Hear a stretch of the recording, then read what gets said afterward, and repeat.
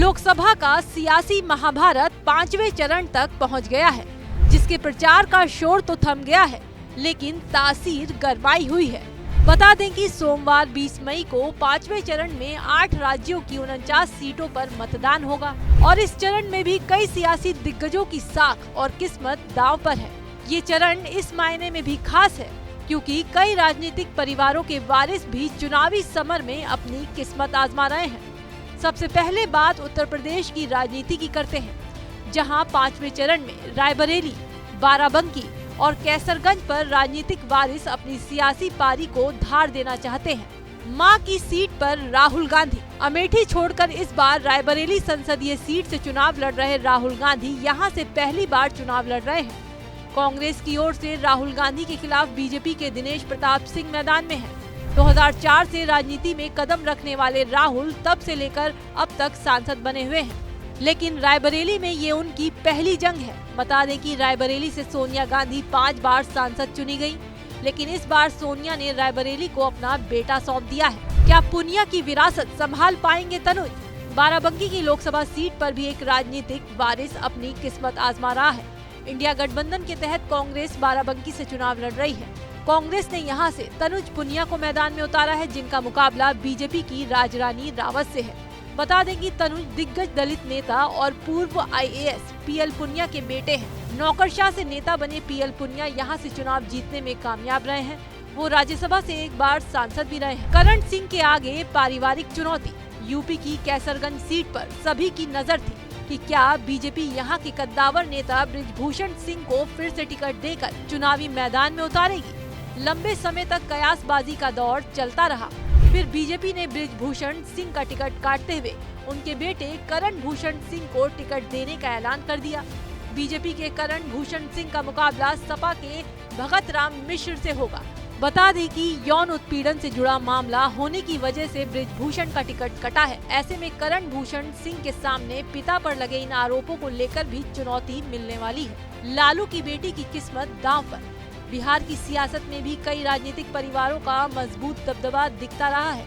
इस चुनाव में बिहार की चर्चित सीटों में शुमार है सारण सीट। इस सीट से राष्ट्रीय जनता दल के प्रमुख और पूर्व मुख्यमंत्री लालू प्रसाद यादव की बेटी रोहिणी आचार्य चुनाव लड़ रही हैं, जो बीजेपी के राजीव प्रताप रूडी का विजय रथ रोकने के लिए मैदान में है। बता दें कि सारण को लालू परिवार का गढ़ कहा जाता है। यहाँ से लालू यादव और राबड़ी देवी चुनाव लड़ चुके हैं।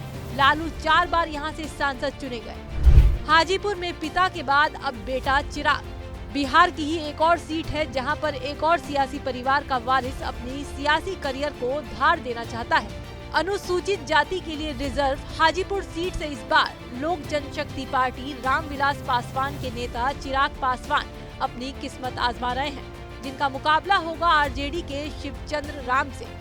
बता दें कि चिराग रामविलास पासवान के बेटे हैं और जमुई सीट से 2014 तथा 2019 के चुनाव में जीत भी हासिल कर चुके हैं, लेकिन इस बार उन्होंने अपनी परंपरागत सीट बदलते हुए हाजीपुर से चुनाव लड़ने का फैसला लिया है। CM शिंदे के बेटे की हैट्रिक पर नजर। उत्तर प्रदेश और बिहार ही नहीं बल्कि महाराष्ट्र में भी कई राजनीतिक परिवारों के वारिस अपनी किस्मत आजमा रहे हैं। राज्य के मुख्यमंत्री एकनाथ शिंदे के बेटे डॉक्टर श्रीकांत शिंदे भी कल्याणी सीट से हैट्रिक लगाने में कोशिश में जुटे हैं। उनके सामने मैदान में शिवसेना बाला साहेब ठाकरे के वैशाली डारेकर राणे चुनौती पेश कर रही हैं। बता दें कि श्रीकांत ने महज 27 साल की उम्र में 2014 के चुनाव में शिवसेना के टिकट पर जीत हासिल की थी। फिर 2019 के चुनाव में वो कल्याणी सीट से फिर चुनाव जीतने में कामयाब रहे। अब उनकी नजर जीत की हैट्रिक पर लगी है। बारामूला में सियासी परिवार की चुनौती। 5वें चरण में जम्मू कश्मीर की बारामूला सीट पर भी चुनाव हो रहा है।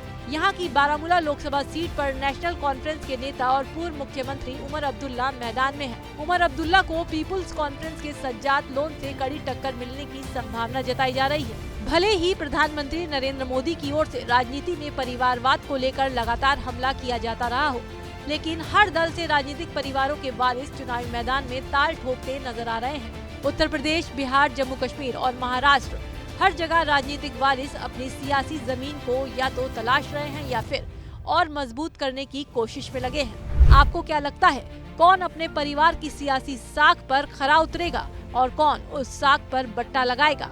ये हमें जरूर बताएं और देश दुनिया की तमाम खबरों के लिए देखते रहिए एबीपी लाइव।